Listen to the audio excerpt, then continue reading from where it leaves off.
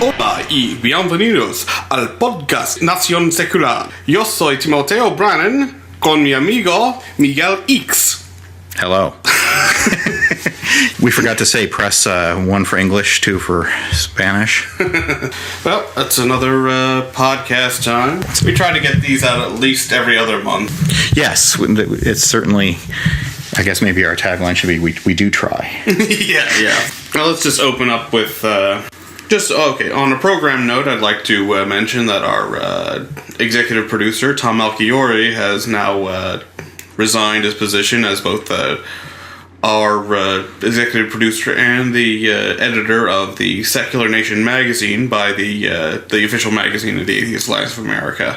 Yes, indeed, and I know on a personal note, I wanted to say thanks to him. I'm sure you do too. Yes. That he was instrumental in helping us get this podcast started, and was very encouraging and He was very enthusiastic. He was one of the first people in the organization we got to meet in person, and we actually, he bought us lunch and beer, which was nice. Yeah, lunch and beer always good for podcasters. Yes, he was always behind this project. He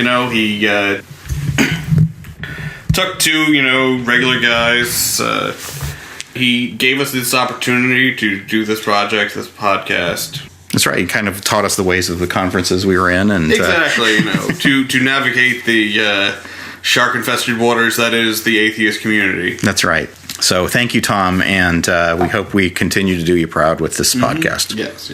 So, anything in the news lately there, Mr. Brannon? Yeah, well, okay, there's that little thing of Pastor Fred Phelps. Oh, him. Yeah.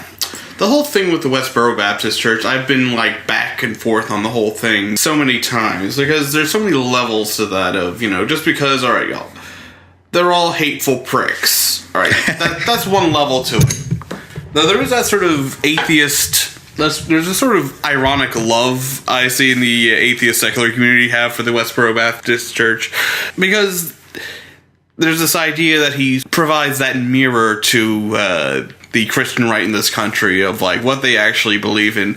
Although I see it the opposite way. I see the Westboro Baptist Church as being that thing that the Christian right likes to think they're not, or because they aren't going around protesting funerals, is that somehow makes them progressive.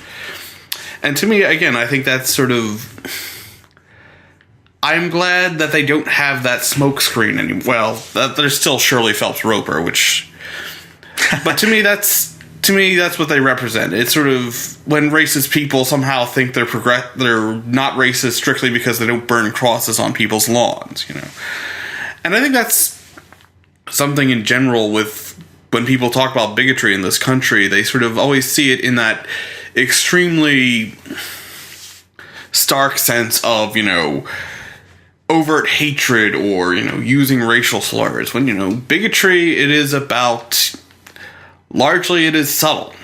It is, I'm not a racist but stuff. And again, butt stuff. The butt stuff, yeah. Yeah. But I mean, back on the, back on the issue of, gay rights and stuff. Because I hear so many people who, will usually say, who will hold up, the Westboro Baptist Church, say, we're not like that. I mean, we don't believe that gays should have rights, but, we're not. I'm not that bad. So he's kind of like the convenient counterexample that people can say, I'm not like this guy, so therefore the smaller bigotries that I participate in aren't as bad. Exactly. I'm sure there's a cultural reference to this, like a fictional character I should be able to come up with that's like that, like your convenient scapegoat, but I'm not coming up with one.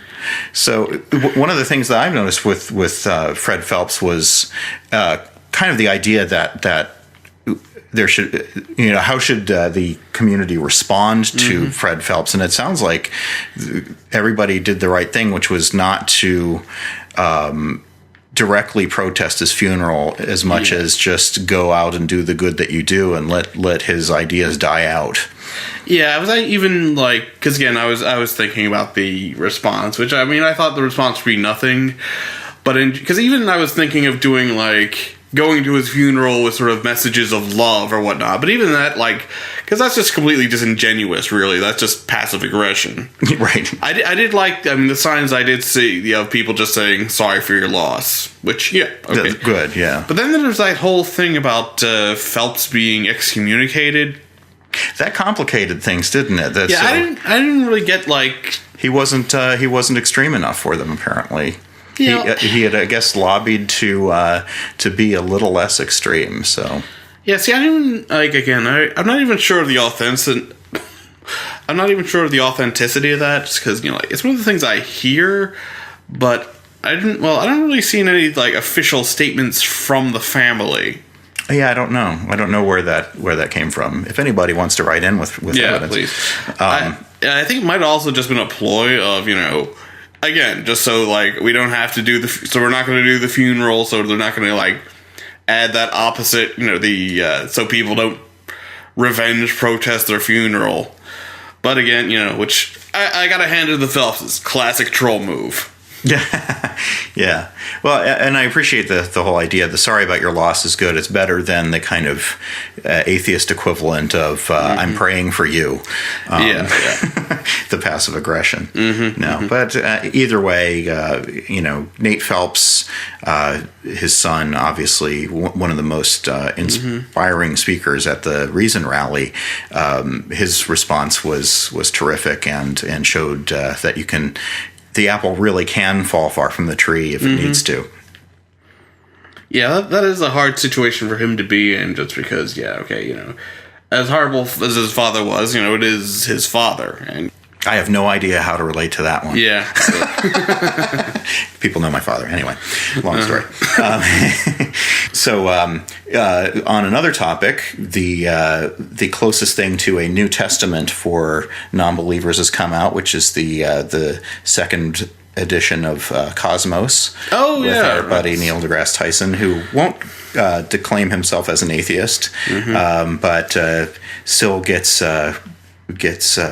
included in the fold at any. He gets a pass from me. I mean, yeah. I think he's sort of made statements that like before, it's like I'm not an atheist. I don't want to be in. You know what? I can kind of just because. All right, he doesn't have to be involved in the movement. You know what I mean? Like, I mean, as long as he is advancing science, he's advancing rationalism.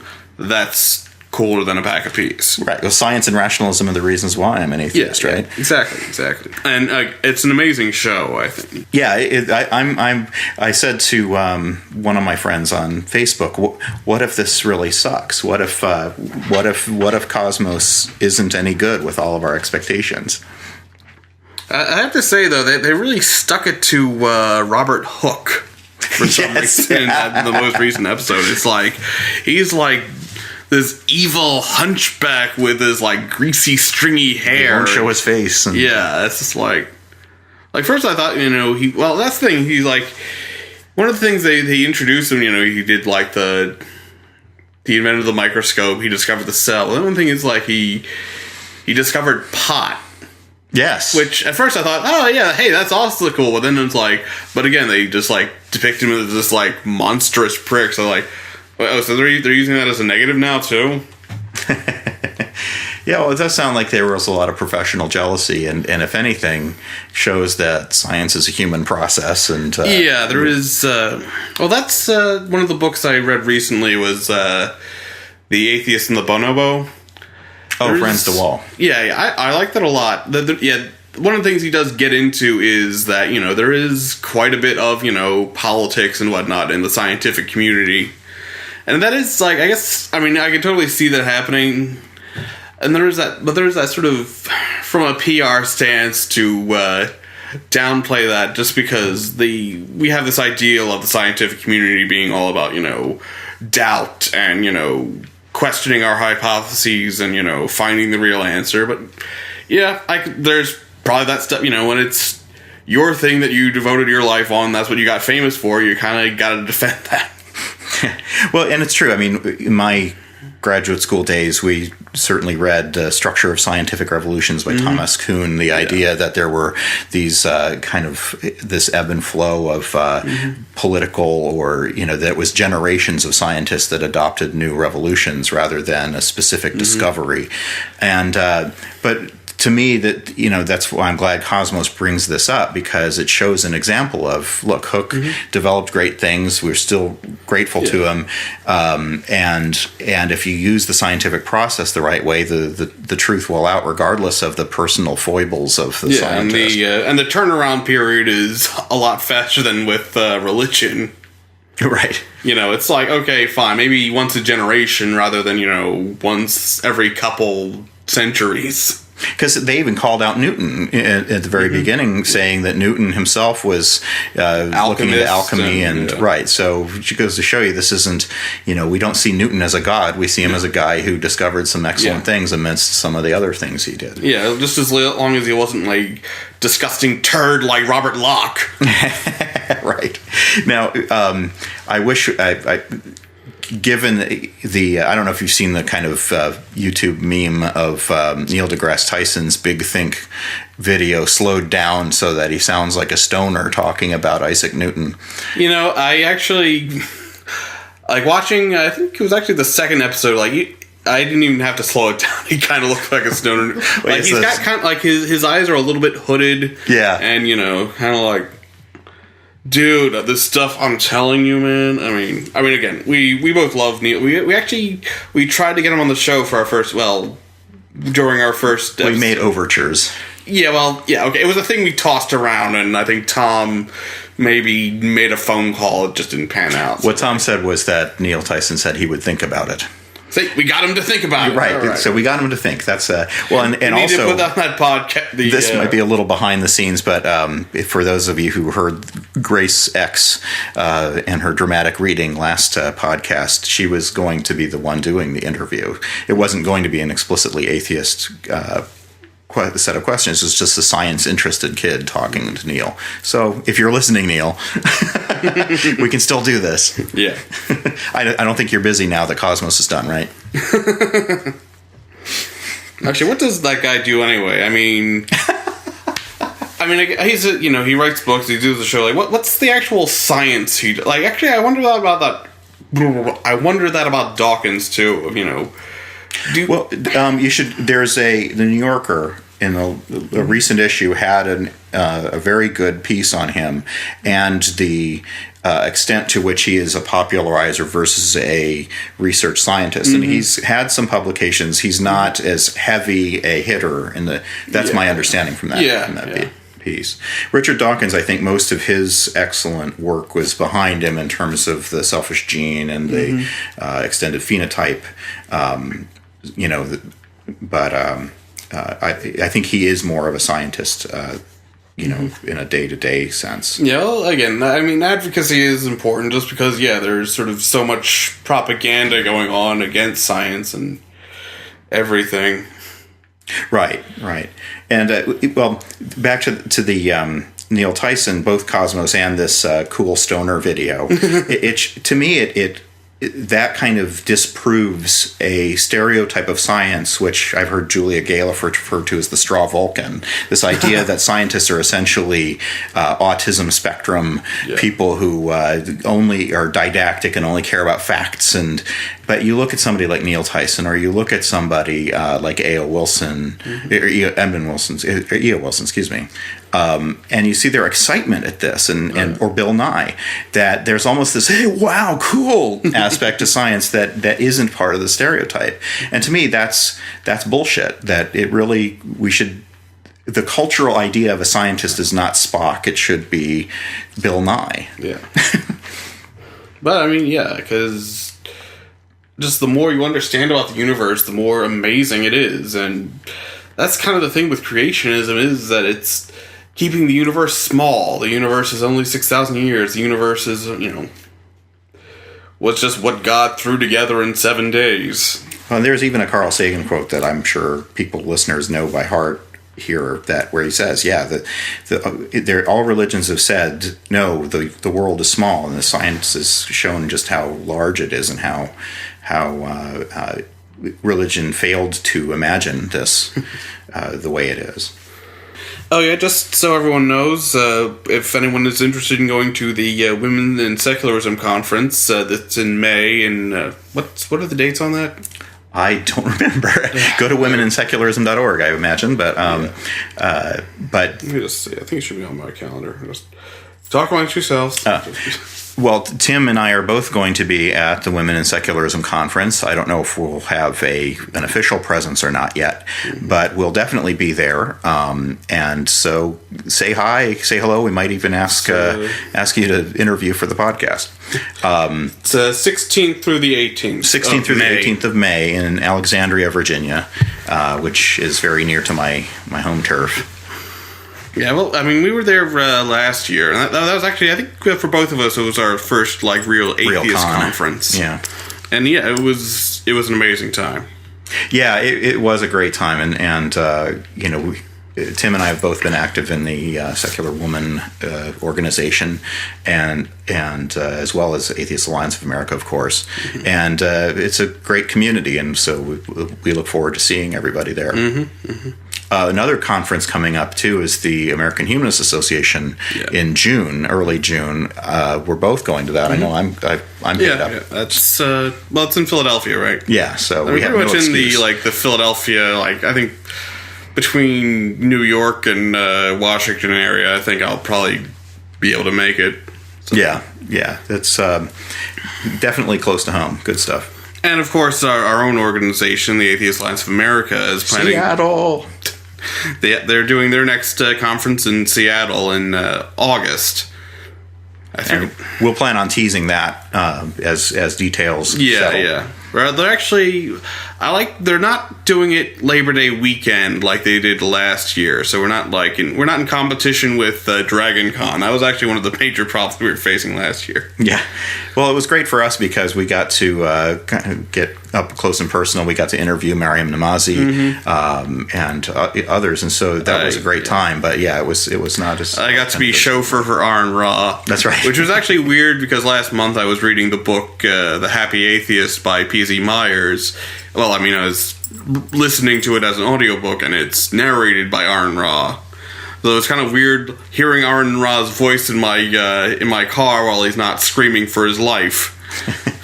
That would make a very interesting audiobook, excuse me. Mm-hmm. P.Z. Myers screaming for his life as read by Aaron Ra. It was just a topic I sort of wanted to bring up that was sort of in my ongoing, unofficially... series of me bragging about my various exploits arguing with people on the internet. I was talking... There's a standard apologetic argument basically called the die for a lie argument. Have you heard about Die for a lie? No. Basically, it has to do with the historicity of Jesus, and specifically the argument goes that Jesus, the resurrection must have happened, or that Jesus must have been Lord, because the disciples who were witness to the risen Christ were willing to die for that belief. That, So because that's an indication of the veracity of the truth of the resurrection, because nobody would lie about such a thing if they saw it. Or, well, if they had made the whole thing up, they wouldn't have died for that lie. Wow. But yeah, I mean, well, see, that's the thing. All right, the argument fails on many levels, and I could just fill books talking about on how many levels that fails, because it doesn't take into account well, yeah, actually it is possible, and also we can actually take the idea that maybe they didn't lie, maybe they were deceived by a third party. Either a hoax, or again, even if we have to eliminate the possibility of a natural explanation, there's a infinite number of supernatural explanations which are just as plausible, if not more so, because, aliens could have done it, or time-traveling shapeshifters, or, non-sectarian sorcerers. Or CGI. But to me, okay, but again, recently I sort of just posed the question of... accepting all of that at face value, all of, the basic premise, right, and even the biblical and historical texts at face value, I just asked, who are you actually talking about when you're talking about this? Because I've looked at this argument for, years now, and I've yet to find, a single example of one of the martyrs who was a witness to the resurrection of Christ, and was killed, and was martyred, but was martyred specifically for his belief in the resurrection, and could have gotten a reprieve on that sentence were he to deny it. So because there was no chance for a just kidding moment, exactly. He had to take his life. So in other words, there was no real test of their conviction. Yeah, because I've asked I've posed the question. I haven't gotten a legitimate a single because even that's the thing, because it's usually an argument of multitude is that many people did this, and I think it's even if it was just one, that person could have been crazy. Well, isn't this too a variation on the whole Lord, liar, or lunatic concept that it's a false trilemma, and that not only could Jesus have been Lord, liar, or lunatic, but also could have been deluded, misquoted, composite character, any number of possibilities. So just because somebody, to me that argument is annoying just because of a pet peeve I have of the idea that the strength of one's belief is evidence in and of itself, as if delusions aren't strongly felt bad beliefs. Well, beyond that, it's sort of an argument that somehow assumes that you can basically know with any kind of certainty exactly what any particular person was thinking at any particular time. Right. But a lot of times when I argue, I like to, give the person arguing every advantage, just as take them at their premises. Exactly, hit them where they live. Mm-hmm. Of course, I always kind of find that risky in a sense of because you can get down the rabbit hole that way. Yeah, well, because even if I was to accept, even if someone could demonstrate to me that yes, okay, a reasonable amount of people did legitimately die under the circumstances that would successfally fulfill the criteria of the argument, mm-hmm. I would be forced to take a step back and say, well, yeah, because again, it's still not legitimate, but that's just now that we've established that would be me. That would appear as me moving the goalposts. Mm-hmm. No, that is a danger. Yeah, the rabbit hole idea. But it is a classic logical argument that if accept the premise to see if there's any logical fallacies simply within the structure of the argument. Yeah, no, it's interesting. But with an argument like that, because I can see so many levels of fallacious thinking that I want to take on the most basic part of that. Because I was actually arguing about Peter. Because again, I was actually that's the only name anyone could actually name was Saint Peter. And I did the research on that. Saint Peter, he was crucified by Nero during the persecution of Christians at after the burning of Rome. Which again, there's a lot about the history of persecution, which is sort of questionable. I read the book, the Myth of Persecution. Yeah, by Candida Moss. Mm-hmm. Excellent book. But again, even within the argument, I'm giving the apologist every benefit of the doubt. Right. But anyway, is that Saint Peter was killed for basically on a bogus charge of arson, not because he believed in the resurrection. But it's funny to me how an infinite number of sucky arguments can be developed. Mm-hmm. A lot of it almost seems to go back to the whole Lee Strobel idea that you can you can base your arguments in a kind of court trial manner, mm-hmm.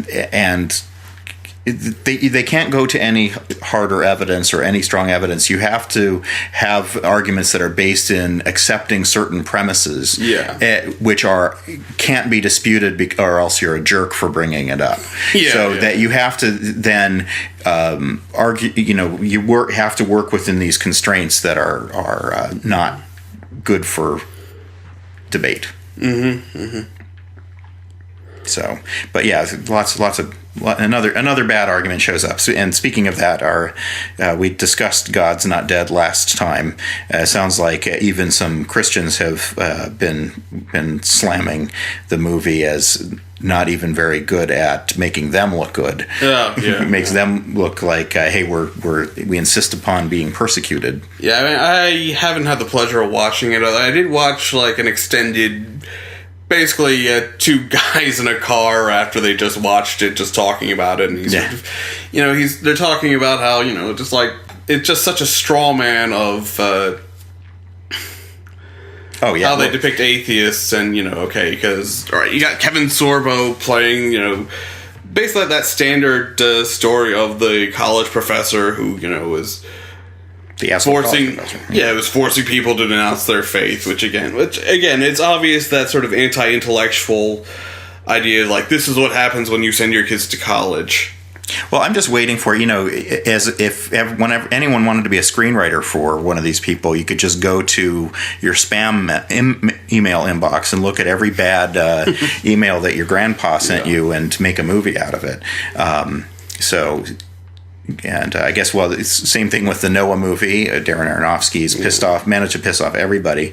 And then there's Son of God with the Latino Jesus. That's just like they cut together the History Channel's Bible series. Yeah. Well, one of the things the two guys were talking about is how there's that straw man, and it's just as offensive as if there was an atheist movie that did that, which. Unfortunately, there is. You know what? Okay, I feel a need to talk about this, and, because a lot of times I hear from atheists who sort of talk about how there really hasn't been any atrocities that have been committed in the name of atheism. I have to say, no, there is. Uh-oh. It's called The Ledge. I mean, I think heresy coming here. Yeah, I'm sorry. I'm just going to say that. I'm going to say, as a member of the atheist community to the world, I am sorry for The Ledge. All right. I had nothing to do with it. I still feel compelled to apologize for it. I hate to say this because I really wanted to like this movie, but it was very bad. It is, yeah, because, well, again, like, okay. I'd say it got a much better cast than God's Not Dead. Like, God's Not Dead is like, you got Kevin Sorbo and Dean Cain, who are like totally washed up actors. Like, Ledge had actually had, Patrick Wilson, Liv Tyler, and... I can't remember. Terrence Howard. Terrence Howard's the actor's name. Right. Well, I mean, and what's sad is that you had some very good actors bringing forward a screenplay that didn't seem believable, and it's sad because I guess it was the great grandson of Charles Darwin. That's like the movie is so atheist it's directed by a Darwin. So it was frustrating, and I liked the premise of it was, could an atheist die for something that mattered? Could you martyr yourself even though you don't believe in a higher power? And obviously the premise of the movie is love. Yeah, and this I also didn't like even like divorcing it from the underlying message. I thought the whole premise is that Liv Tyler is this poor, dominated woman who's, like, controlled by her Christian husband. Married to the great Santini, essentially. Yeah. And, and the quote-unquote hero of the story, he says, like, I'm going to save this woman with my penis. It's like, okay, I'm sorry. If you're going to be, like, try to be a help to a person in a abusive relationship...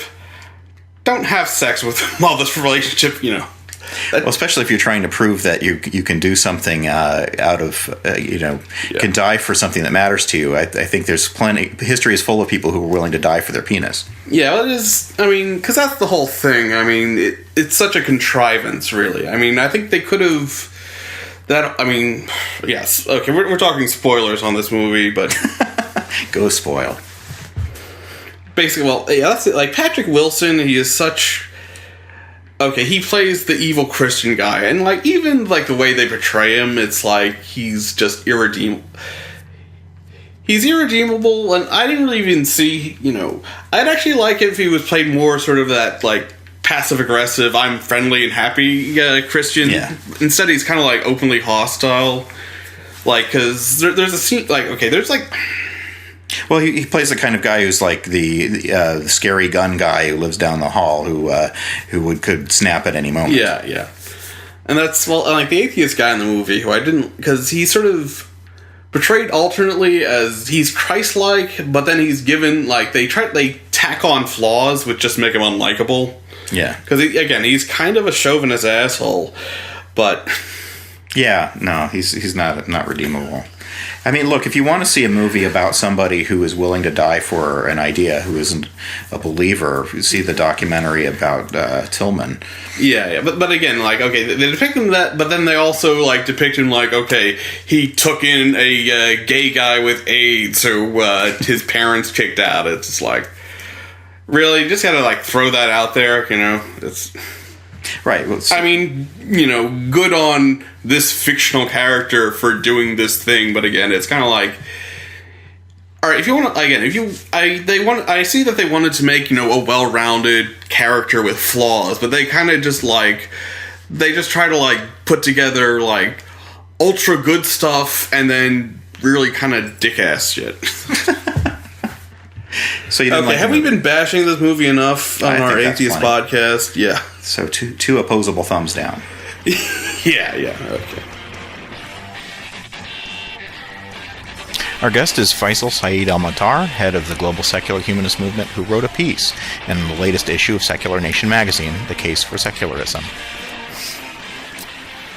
Hello, this is Tim Brannon with Michael X, who, I've just realized the proper Spanish for Michael X would be Miguel X, so I apologize to our Spanish-speaking listeners from the previous intro. But we are now talking with FaisalAl Mutar, who is founder of the global secular humanist movement. Faisal, glad to have you on the show. Thank you for having me. It's great to be here.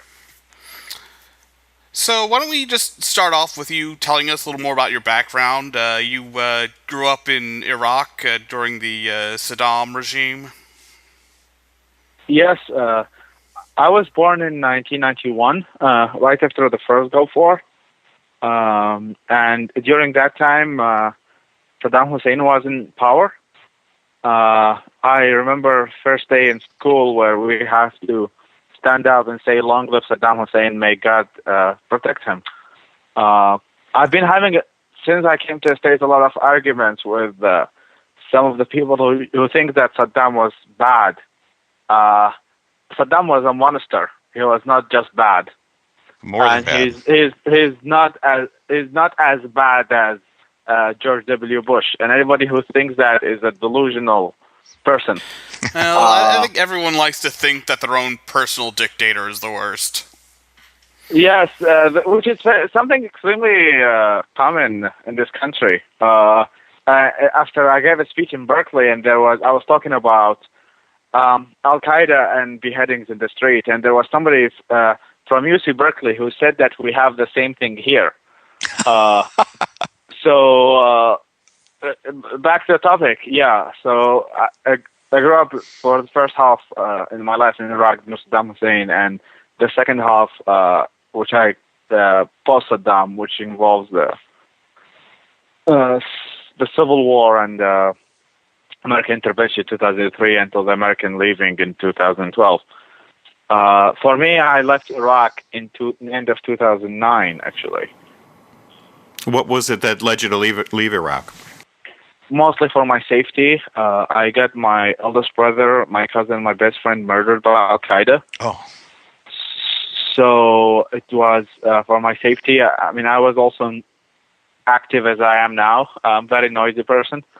So that gets me into so much trouble. And yeah, I mean, it's pretty much a collection of things. There is so I still remember when I made the interview with I came to the United States part as a refugee, part of the UNHCR, the United Nations Commission for Refugees. So I was talking to him. He was asking me the same question: is that why you're leaving? You want to apply for a refugee? I gave him the reasons, and then he said, "Oh well, 5 is enough. 5 is enough." So I think that explains that. I mean, there are so many reasons that I left. I left the United States in March 2013, and just a few weeks ago, I had my first year anniversary. Congratulations. Thank you. What led you to, I mean, I'm just going to make the ultimate assumption that you were raised Muslim, correct? Well, this is kind of controversial. I was raised in a Muslim family, but they are liberal and highly educated. So we are from a minority in Iraq. So I was not really, religion was not enforced on me by my parents. In our family, we value individual liberty, and we, especially with me and my dad, we always agree to disagree. So I don't. I mean, I was raised. I mean, the society is Islamic. Islam is everywhere. But I don't really refer to myself as an ex-Muslim. I probably was an ex-deist than an ex-Muslim. For me, it's been a transformation, pretty much from deism to atheism. But I've never been religious at any point in my life. Yeah, I mean, was there ever like a tipping point where you sort of really either embraced atheism or rejected Islam? Or rejected deism for them? Yeah. Yes, it happened after reading 3 books. The major one is The Grand Design by Stephen Hawking, and The God Delusion and God is Not Great. Actually, I should add The End of Faith and Breaking the Spell by Daniel Dennett. So I think The Grand Design is the most influential because I used to have this idea that God is the supreme intelligence and he created everything. And after I read the book, he mentioned that the universe did not need a creator to exist. So my basis for atheism are pretty much scientific, I would say. And my basis for deism was philosophical. I mean, I was influenced by...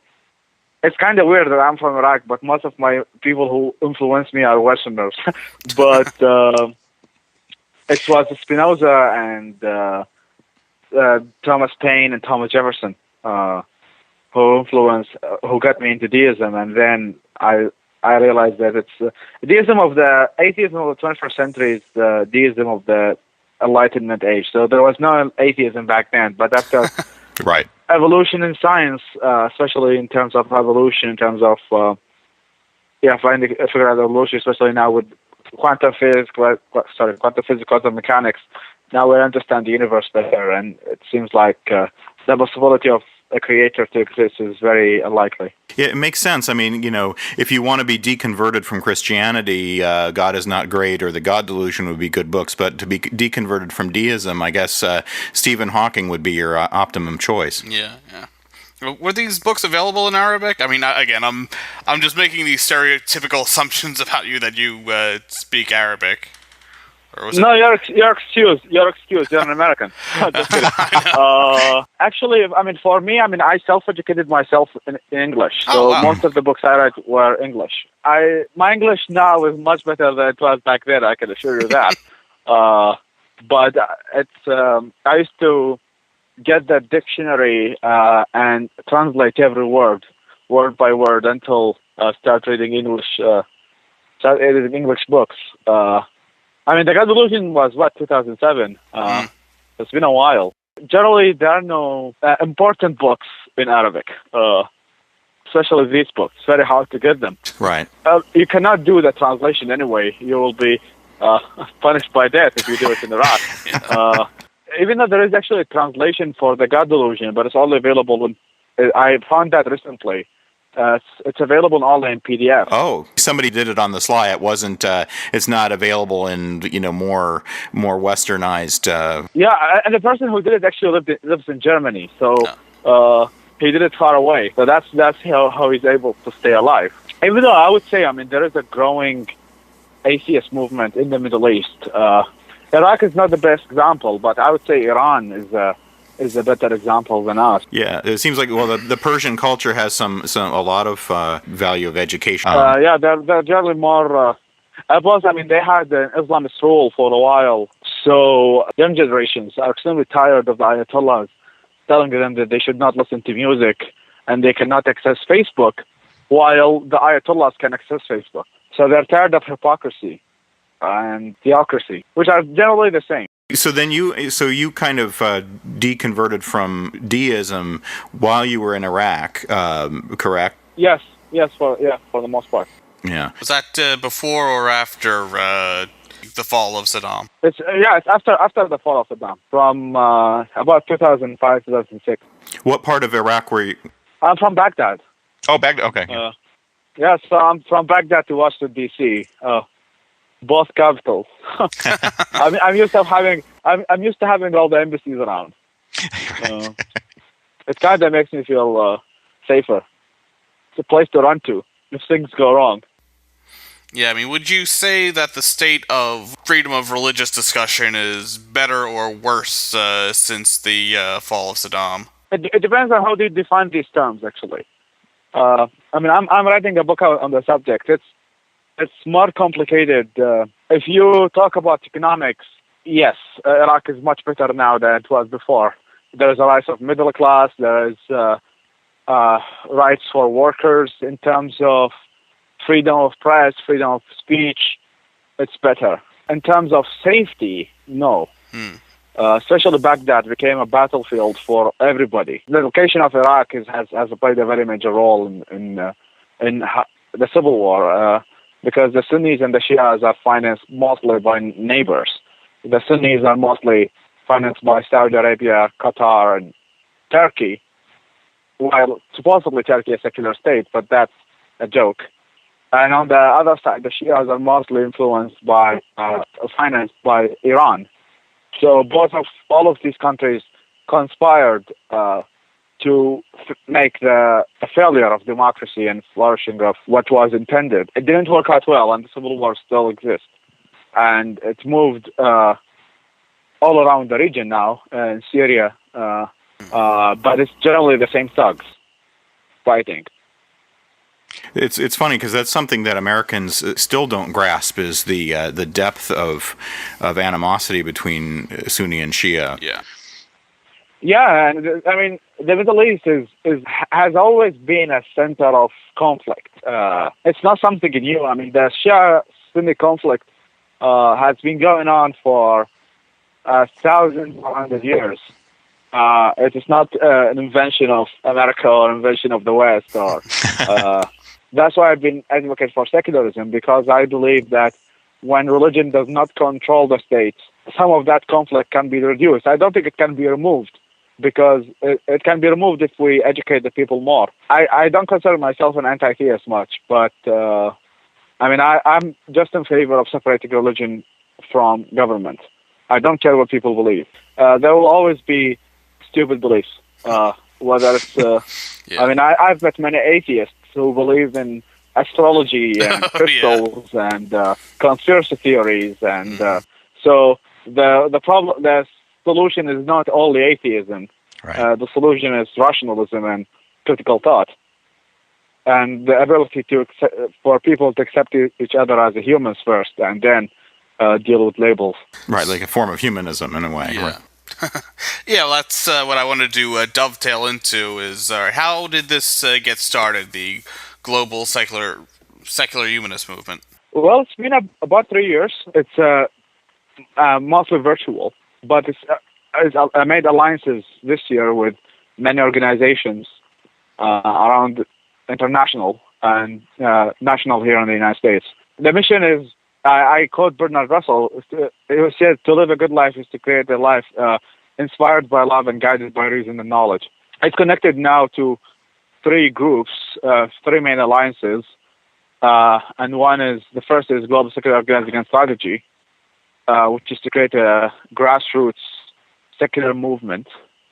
The second one is with Harvard Humanist Community, which is to create a community building for humanists around the United States and around the world. And the third alliance is, which I made actually today, so this is new news for this show. It's with an organization called Advanced Human Rights, and that's to help secular activists and liberal activists living in countries in which there's limited freedom of speech to be able to organize and as well as get international media coverage. So me myself connected to all these 3 organizations, and I have more to come, hopefully. Sounds like you got a lot on your plate. Yes, it's that's why I'm never hungry. That's a great way to look at it. If listeners wanted to assist, what would be the best way to help? Well, I mean, if they go to globalsecular.org, they can donate there, and they can also volunteer, and there's also, I would like to, if they can email, if they are interested in sponsorship, they can email sponsor@globalsecular.org. There's also a link for affiliation and everything. I also have a website, secularpost.net, and my personal website, FaisalMutar.com. Do you have sort of an overarching plan for this and the other organizations? Like, where do you see your organization in, like, 5 years? Well, that's a very good question. My aim is to create, to make Global Secular Humanist Movement an umbrella group for every secular organization in the world, as well as make it a think tank, and to create an example of creating a grassroots secular movement, because I think that is the most problem that's facing secularists in general, is that they are the least organized of all other groups. I actually said there's a very good example you can look at, which is not a very good example, but they're the best in organizing, in my opinion, are the Tea Party. Obviously, I don't agree with many of what they say, but I can give them credit of being highly organized, and they are able to do a lot of change, while secularists don't really have that much power. That's for abroad. I mean, when it comes to the Middle East, it's also the same thing. I mean, there are some secular conferences happen in Turkey and other, but while Islamists can always organize and meet in mosques and so many venues, the secularists make a conference in a Hilton hotel, and the general admission is $500. In my opinion, that's a deterrent. It's hard to get the rabble roused up with a $500 asking fee. Yeah, I would say so. It's I mean, Sean and I are both working on a plan in which we create a 50 states conference here in America, a conference in every state, in which people from the state discuss state laws, things that happen in their own state. We want people from Idaho to go to a conference in Idaho and talk about laws that happen in Idaho, because it gets tiring with the national conferences. They're all the same speakers, and not to say that they are not important, but we need also have some local organizing. Right. Well, and as people from New Jersey, where we're either living under the shadow of New York or under Philadelphia and Pennsylvania, I would certainly love to see something like that happen in New Jersey. Yeah. I mean, our next event actually it's in 10 days, actually 8 days from now. We have Professor Richard Dawkins. Oh. And our first event is in Iowa, in Des Moines, Iowa. So that's going to be a start. It's a fundraising event as well as an event in which people can listen. It's going to be mostly science as well as secularism. Oh, I'm amazed that they would allow him in the state. Well, yeah. When it comes to the Midwest and the South in America, religion is more controlling. Yeah, no beheadings yet, though. Well, apparently that's happening right here, right now. Well, that's in Berkeley, I guess. Yeah. I mean, I always talk about the subject when I listen to some Americans who kind of exaggerate the dangers of. I mean, not to deny them. I mean, I don't deny that the Christian right is powerful in this country, but there is no comparison between Islamic extremists and Christian extremists in the 21st century. Americans aren't well known for their perspective, so. Many people praise Canada and the United Kingdom, which are great countries, and generally people are more secular over there, but they don't know that in Canada and the United Kingdom there are hate speech laws. Right. And they are now used to protect Islam from criticism because they linked Islam to race.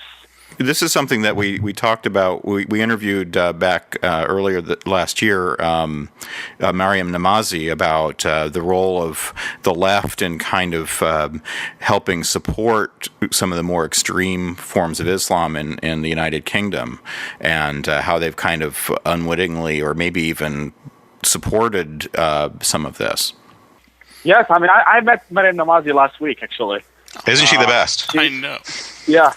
She's great. Yeah, I consider myself left, so. Yeah, there is. I generally don't like to generalize. We have to be thankful it's not all the people on the left think this way. Right.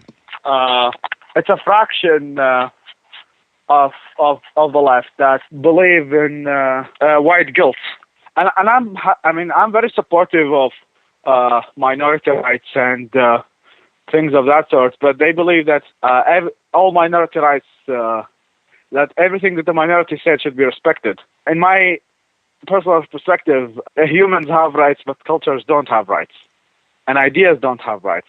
Exactly. And Islam, Christianity are no different than republicanism or Democrats' platform. They are ideologies, and they should not be immune from criticism.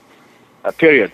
Yeah, I think in a way I kind of sometimes think of Islam the same way I think of the Obama administration. Just a lot of times the people who are criticizing it the hardest are racists who don't really understand it to begin with, when, ignoring the actual legitimate criticisms that get down to the heart, where criticize, there is.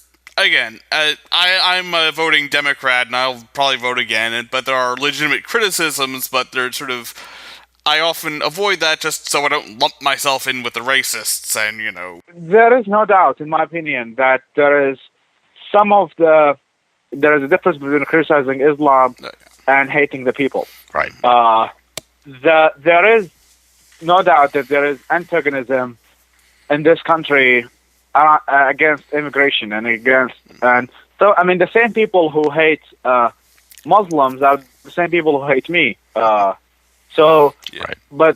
it's a faction which is the far right generally tend to be. I mean, in the United Kingdom they have what's called the EDL, the English Defence League, and if you look deep into their ideology, I mean they say that they are anti-Sharia and stuff like this, but They call for deportation of all brown-skinned people. Yeah. So there is no doubt that some people who are calling against Islam, they're doing it for the wrong reasons. Obviously. Even in this country, I have a feeling that the people who are fighting so hard for the religious rights of business owners to deny gay customers or whatnot would be the same ones who would be shitting bricks over some local statute where guidelines were put in place to allow for will or property distributions in accordance with Sharia. Yeah, I mean there are a lot of people like for example Pastor Jones, Terry Jones, the guy who wanted to burn the Quran 9/11. Unfortunately, people like this understand what is the meaning of truly believing something. So he is obviously ignoramus hater, but at the same time, it's kind of also unfortunate that most of the secularists and liberals are most people who support laws that protect Islam from criticism. I think that because secularists and liberals are not speaking up, they have created a vacuum in which it was filled by people like Terry Jones. And that's why we secularists and liberals need to be organized and be honest about Islam and should stop protecting it. So it almost sounds like they hate Pastor Jones more than they like freedom of thought. Yes, I mean, if you look all over the world, there are 9 countries that execute people who are atheists, and 9 of them are Islamic countries. Right. All the countries that execute gays, except I think Uganda, which is highly Christian, are Muslim-dominated countries. Muslims in America are different from Muslims around the world. Muslims behave so differently when they are a majority than they are a minority. When you meet a Muslim here in America, they talk about minority rights, and they talk about freedom of speech, freedom of religion, etc., etc. But when you meet a Muslim in Iraq, in which is 99 Muslim, they don't really believe in freedom of religion or freedom of thought and things of that sort. So the behavior changes between Muslims. Plus, the Muslims who grew up in the West have been westernized. Most of them, I call them cafeteria Muslims, in which it's just like going to a cafeteria. You don't order the whole menu. You just pick a cookie and a coffee. Yeah, I mean, just like Christians in this country. Yes, I always hear this argument of like, oh, I met a Muslim and he's peaceful, therefore Islam is a religion of peace. This is ignoramus statement. Because a Muslim who grew up in the West and drinks alcohol or eats pork is not really following Islam. He's just a Muslim by name. And it's different than a Muslim living in Saudi Arabia. Right. Or a Sufi, or meeting a person in downtown Los Angeles or New York is not a reflection of what actually Islam is, anyway.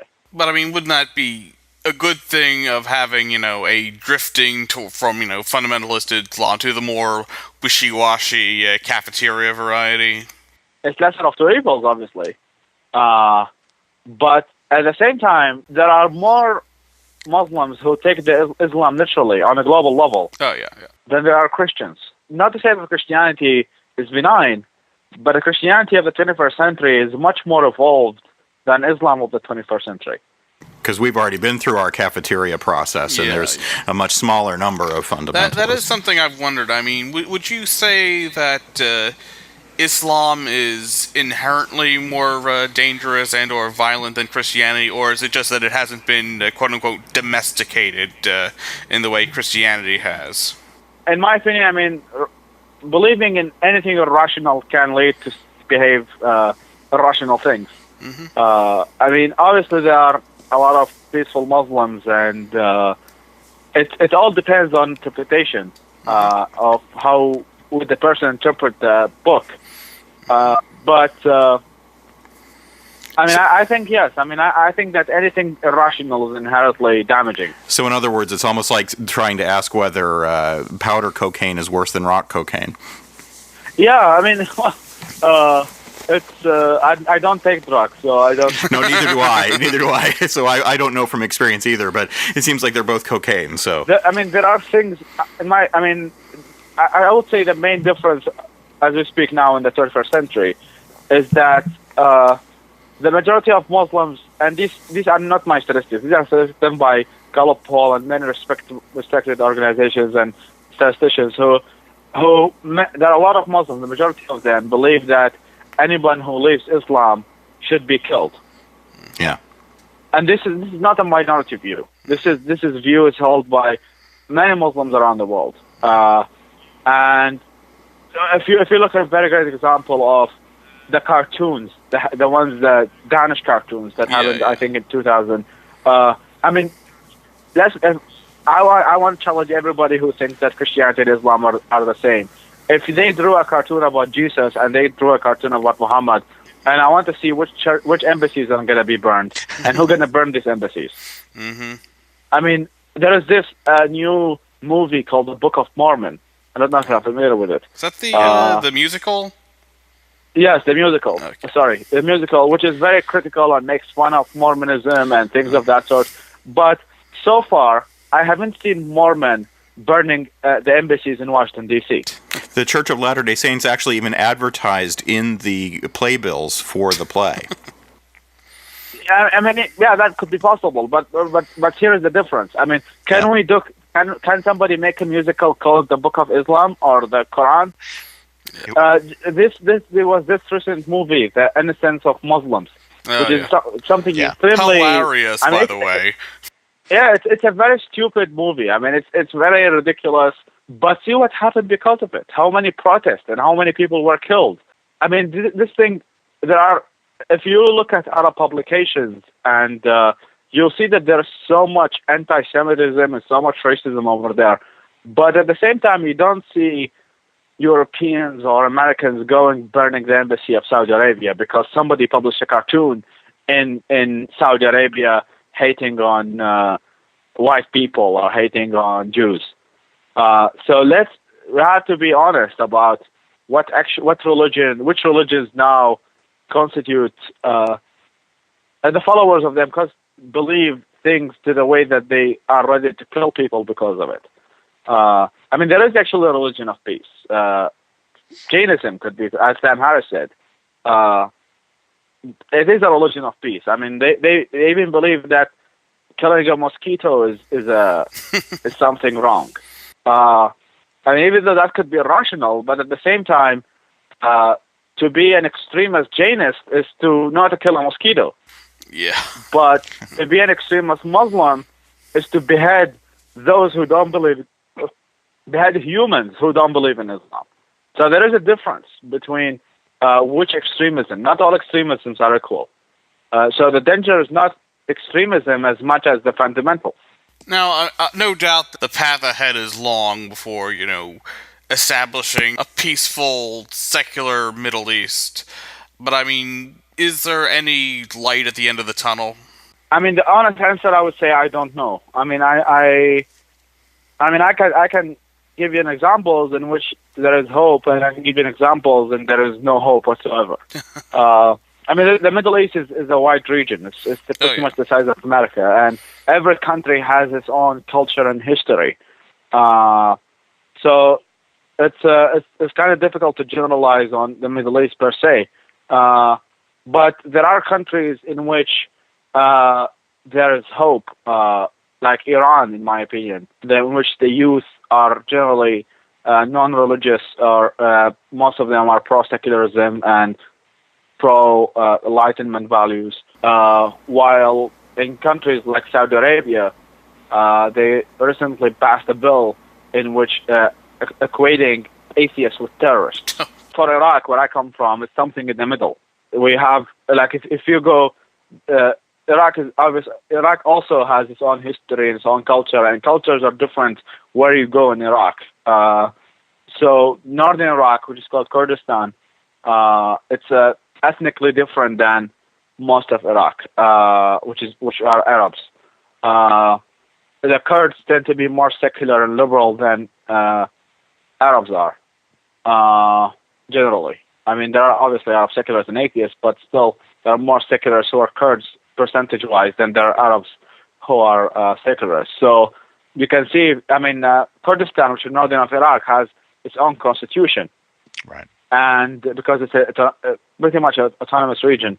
So women's rights are better, freedom of speech generally is better, et cetera. But if you go Iraq into, for example, western Iraq, like Anbar province, and like people are familiar with Fallujah and Ramadi, in which two major American conflicts happened over there.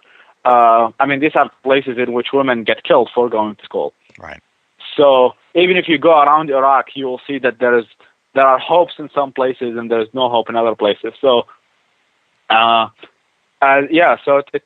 it will definitely take much more time, in my opinion, for the countries in the Middle East to be secular compared to the Western world. There is a huge time gap between them. I mean, I lived in two sides of the world, and I can see the huge difference in terms of mentality, in terms of how people actually believe what they say they believe. I mean, the majority of Christians in America, in my opinion, are reformed. Nobody stones his daughter for not being a virgin nowadays. It doesn't happen. And if it does happen, it will make the news and become a headline in the New York Times, while stuff like this happen every day in Iraq and nobody reports it. Right. How far along are you on your book? I would say 50%. I'm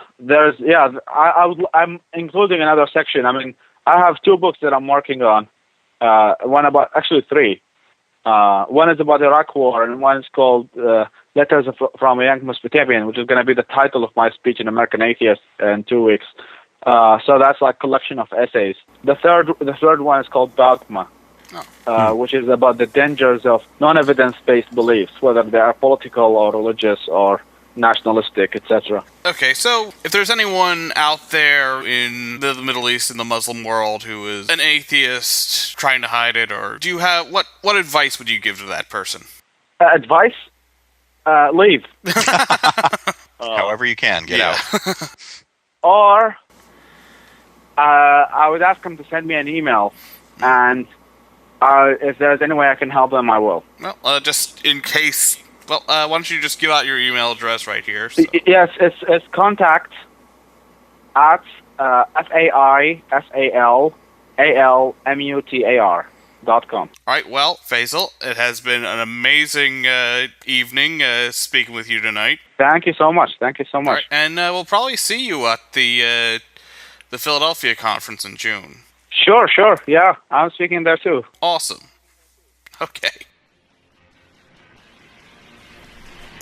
This is the Secular Nation Podcast, signing out.